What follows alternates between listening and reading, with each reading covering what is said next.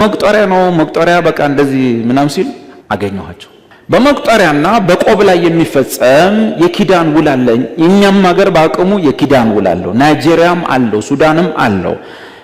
ወደ ላይ አንዳንድ ቦታ ላይ የመቁጠሪያና የቆብ ጉዳይ በዛ መልክ የሚገቡ ኪዳኖች አሉ። ለምሳሌ የቆብ አባት የሚባል መዋረስ ይባላል። እንደዚህ አይነት ሰዎች ወይ በእጃቸው ላይ ወይ በቸርቻቸው ላይ ወይ የሆነ ቦታ ላይ ወይ መጽሐፍ ቅዱሳቸው ላይ ሊሆን ይችላል የሆነ ቦታ ላይ ለየት ያለ የሆነ ነገር ይገኛል። ለምሳሌ በቆብ አባት ከሆነ ሰውየው ቆብ ያደርጋል። በመቁጠሪያ ላይ የተደረገ መዋረስ ከሆነ ሰውየው መቁጠሪያውን ካልያዙ ማስጮህ መጸለይ አይችሉ። በመቁጠሪያው አማካኝነት ወይም በቆቡ አማካኝነት ጨለማ ውስጥ ካሉ ኃይላት ጋር ኪዳን ይፈጸማል። የሚገባ ኪዳን አለና መዋረስ ይባላል። ባጭሩ ምን እንደመሰላችሁ የሚሆነው ኪዳኑ በሚፈጸምበት አብዛኛው ወንዝ ዳር ነው ኪዳኑ የሚፈጸመው።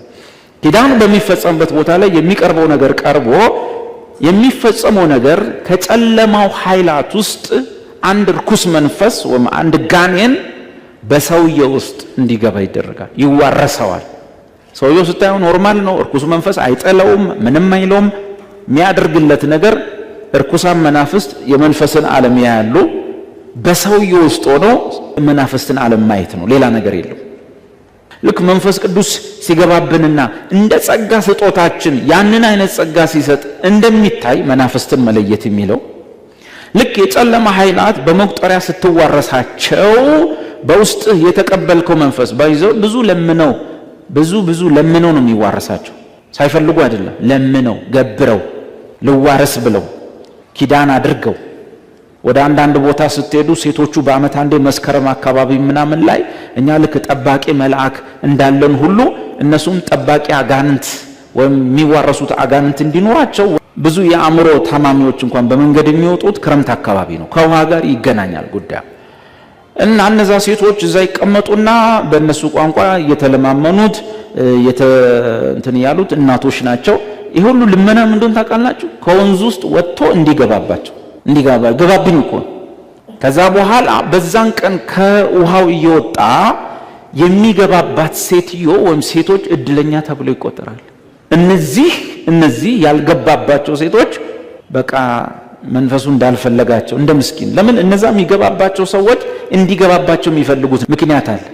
አንደኛ የሚያዩት ነገር አለ፣ ሲገባባቸው አይናቸው ይከፈታል። ሁለተኛ እንደ ጠባቂ ነው የሚያገለግላቸው። ጠላቶቻቸውን ክፉ ቃል አውጥተው ተራግመው እግር ይሰበር ብለው የሚሰብሩ ናቸው። አይናቸው ይከፈታል። ምናልባት ምን ያደረክ እንደነበረ በህልማቸው ያሉ ቤት ድረስ በህልማቸው ይመጣሉ። መንፈሱንም ይወስዳቸው። ስጋቸው እዚህ ተኝቷል፣ አንተ ያለበት ቦታ ድረስ ሊመጡ ይችላሉ። ለዚህ ይጠቅማል ብለው እንደ መልአክ ነው የሚቆጥሩትና ይዋረሱታል። መዋረስ ይባላል።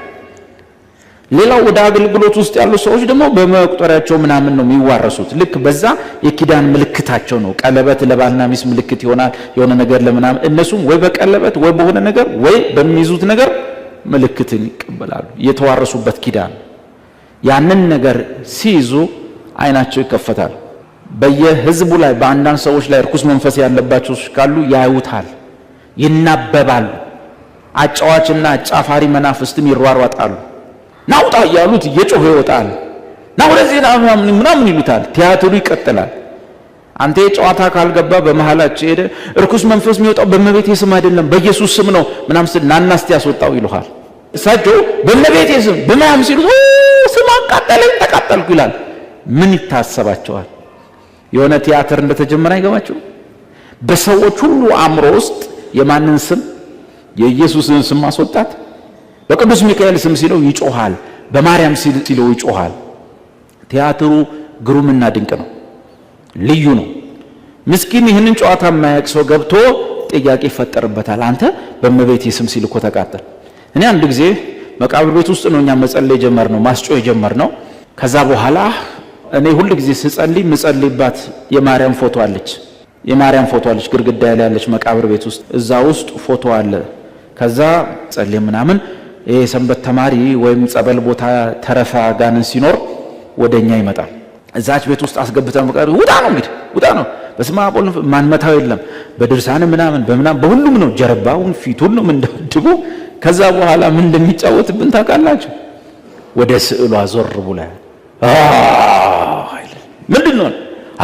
አቃጠለችኝ። በዛ ሰዓት ቲያትር እየሰራ እንደሆነ አታውቅም። እርኩሳን መናፍስትን ሊያቃጥላቸው የሚችለው የማን ስም ብቻ? ኢቭን የኢየሱስ ፎቶ አያቃጥላቸው፣ ፎቶ የለውም እንጂ የሚያቃጥላቸው ምን ነው? ስሙ ነው።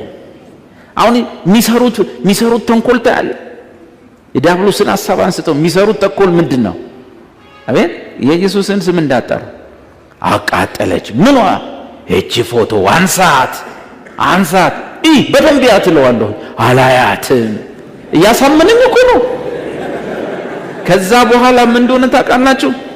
ያን ሰዓት የነበሩ የሰንበት ተማሪዎችን ሱባኤ ሲገባ ዴቭ ካንተ ጋር ካልገባን፣ ለምን ያቺ ስዕል ያለችው ማን ቤት ነው? እኔ ቤት ነው። ሌላኛው ማርያም አታቃጥልም፣ እኔ ጋር ያለችው ታቃጥላለች።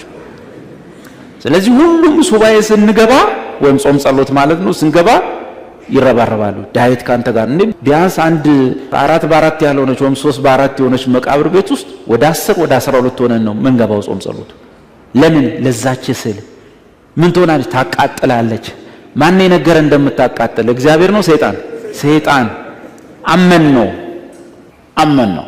ስለዚህ ይሄኛው ነብይ ነው ይሄን ሁሉ ያስወራኝ ተናግሮ ተፈጽሞ ሆኖለት፣ ነገር ግን ሌሎችን አማልክት እንከተል ቢል፣ በዚህ ዘመን ደግሞ ሌላ ዶክትሪን እንመን ቢል፣ ሌላ ትምህርት ቢኖረው አስወጣ እርኩስ መንፈስ ምንትሴ ቅብርጥሴ።